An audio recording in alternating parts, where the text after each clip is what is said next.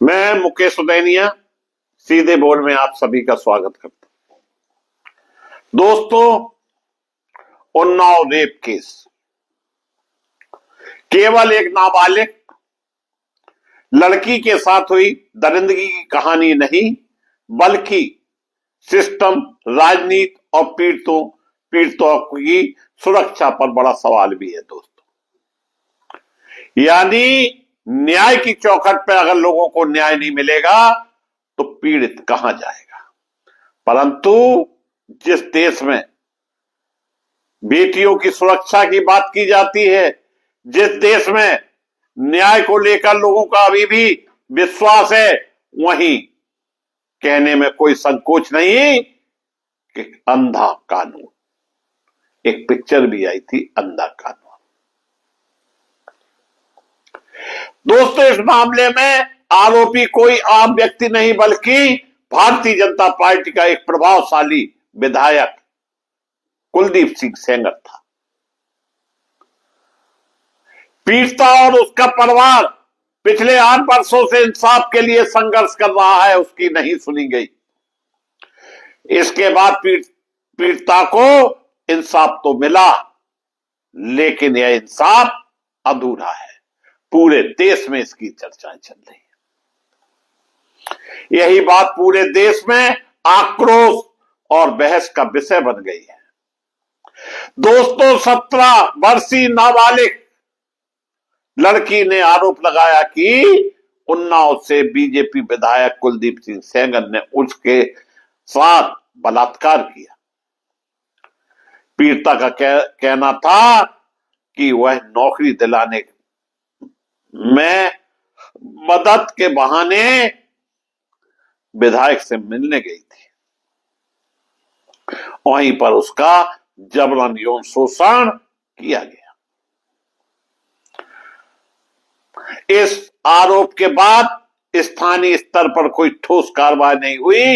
Rape का आरोप लगाने के कुछ ही दिन बाद पीड़ित अचानक लापता हो गई। परिवार ने थाने में गुमशुदगी की रिपोर्ट दर्ज कराई। कई दिनों बाद पीड़ित औरैया जिले के एक गांव से बरामद हुई। यह है कहानी दोस्तों, जहां कहा जाता है कि इंसाफ तराजू पे तौल के होता है। इस घटना के मामले को संदिग्ध बना दिया। परिवार ने आरोप लगाया कि पीड़िता पर दबाव बनाया जा रहा है। न्याय न मिलने से हताश होकर पीड़िता दिल्ली पहुंची। यहां उसने मुख्यमंत्री योगी आदित्यनाथ को पत्र लिखकर विधायक कुलदीप सेंगर और उनके भाई पर रेप केस दर्ज कराने की मांग की।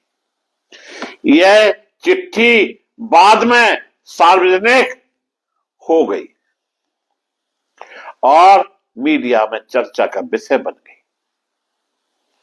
इसके बाद भी पुलिस की कार्रवाई बेहद धीमी रही।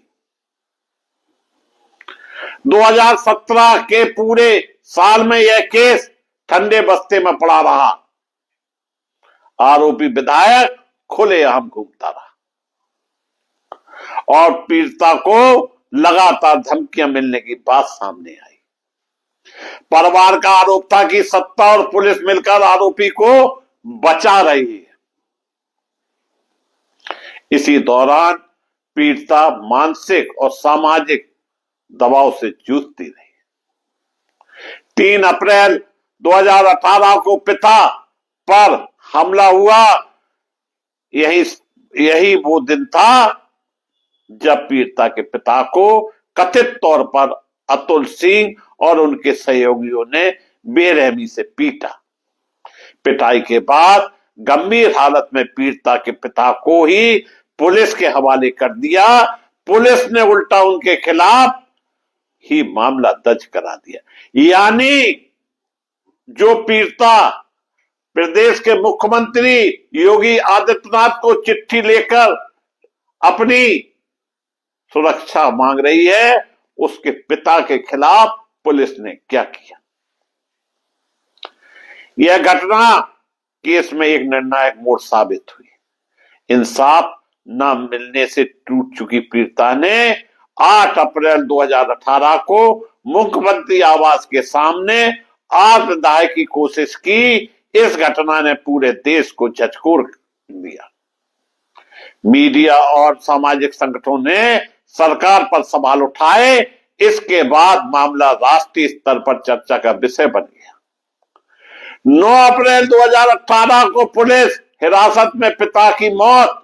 आत्मदाह की कोशिश के अगले दिन ही पीड़िता के पिता की पुलिस हिरासत में मौत हो गई। पीड़िता के परिवार ने इसे हत्या करार दिया। इस मौत ने पुलिस प्रशासन की भूमिका पर गंभीर सवाल खड़े कर दिए। विपक्ष और मानवाधिकार संगठनों ने सीबीआई जांच की मांग तेज कर दी, लेकिन सूबे की सरकार चुप रही। यह है वास्तविकता। 10 अप्रैल 2018 सीबीआई को केस फिर इलाहाबाद हाई कोर्ट के मामले की गंभीरता को देखते हुए रेप केस सीबीआई को सौंप दिया। कोर्ट ने कहा कि निष्पक्ष जांच के लिए यह जरूरी है। इसके बाद जांच की दिशा बदली और बीजेपी के दबंग विधायक पर शिकंजा कसना शुरू हुआ। यह पीड़िता के लिए पहली बड़ी राहत थी, लेकिन इंसाफ मिलना बाकी था। सीबीआई की जांच के बाद 13 अप्रैल 2018 को पूर्व विधायक कुलदीप सिंह सेंगर को गिरफ्तार किया गया। कुछ ही दिनों में सीबीआई ने चार्जशीट दाखिल कर दी। इस गिरफ्तारी ने यह साफ कर दिया कि मामला केवल आरोपी तक सीमित नहीं है। राजनीतिक दबाव के बावजूद कार्रवाई हुई है। 28 जुलाई 2019 को सड़क हादसा या साजिश, यही वो तारीख थी दोस्तों जब सेंगर की एक और खौफनाक साजिश सामने आई। रायबरेली में पीड़िता की कार को एक ट्रक ने टक्कर मार दी। इस हादसे में पीड़िता की चाची और मौसी की मौत हो गई, लेकिन जाको राके साइयां मार सके ना कोई। खुद पीड़िता गंभीर रूप से घायल हुई। बाद में इस मामले में भी कुलदीप सेंगर के खिलाफ केस दर्ज हुआ। साप्ताह की जेल में होने के बाद भी वो दरिंदा अपनी हरकतों से बाज नहीं आ रहा था और 1 अगस्त 2019 को सुप्रीम कोर्ट में दाखिल विवाद और अन्याय बढ़ता देख देश की सबसे बड़ी अदालत ने संज्ञान लिया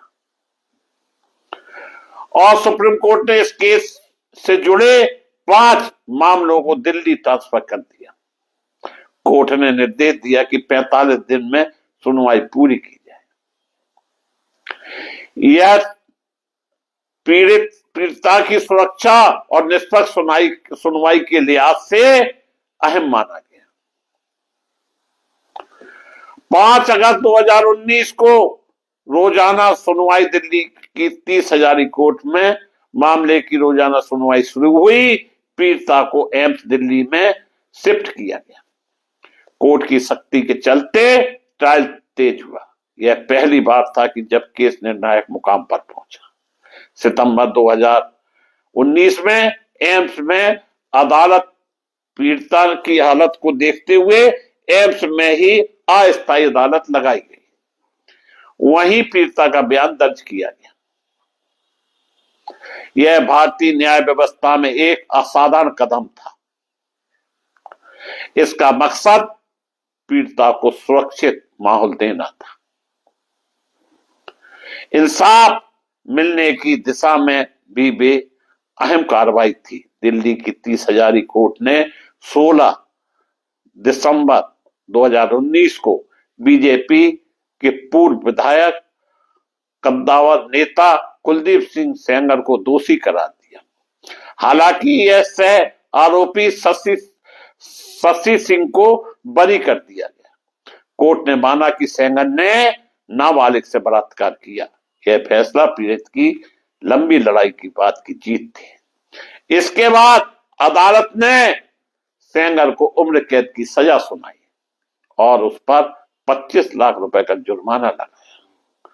उसे आईपीसी की धारा 376 और POCSO एक्ट की धारा 6 के तहत दोषी ठहराया गया। यह सजा देश भर में एक कड़ा संदेश मानी गई।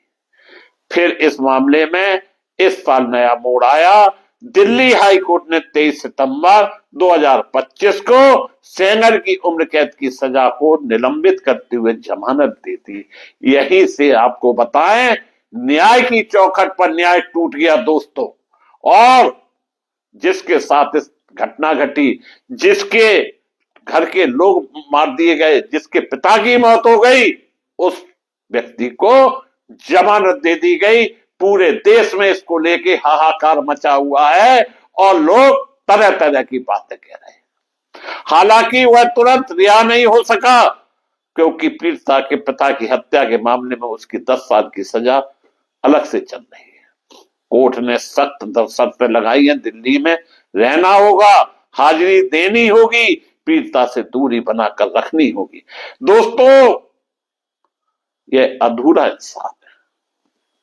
पीड़िता का दर्द इसी रोज हाई कोर्ट के फैसले के खिलाफ पीड़िता, उसकी मां और सामाजिक कार्यकर्ता योगिता भायना ने इंडिया गेट पर प्रदर्शन किया। परिवार का कहना है कि जिस सिस्टम से उन्हें न्याय की उम्मीद थी, उसी ने उनका भरोसा फिर से तोड़ दिया। उन्नाव रेप केस में आज भी सवाल बनकर देश के सामने खड़ा है।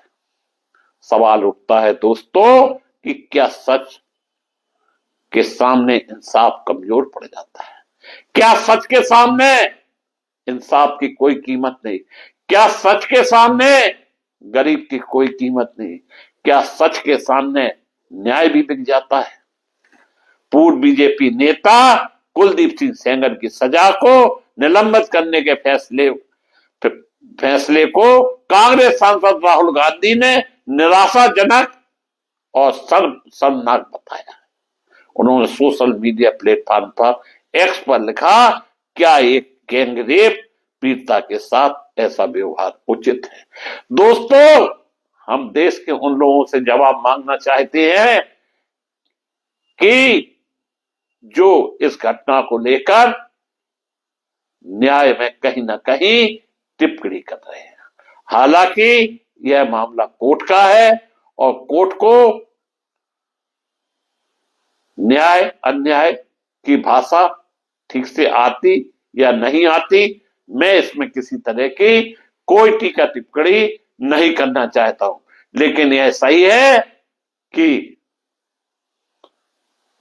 एक कहावत बनी है, समर्थ को नहीं दोष घुसाएं। जो समर्थ है उस पर कोई भी दोष लग जाए, वह आपको बताएं निष्पक्ष दिखाई पड़ता है। ऐसा ही कुछ इस घटना में है। वो परेशान है, न्याय के लिए दर दर भटक रही है और न्याय इस तरह का होगा आशा नहीं। क्या जरूरी है जब जेल से वारदातें हो जाती हैं तो उन्हें 5 किलोमीटर के दायरे से दूर रखना? इतने मजबूत आदमी को जिसके इशारों पे काम होता हो, वो कुछ भी कर सकता है। मैं मुकेश उदैनिया पुनः आप सभी को धन्यवाद देता हुआ अपनी बात समाप्त करता हूं।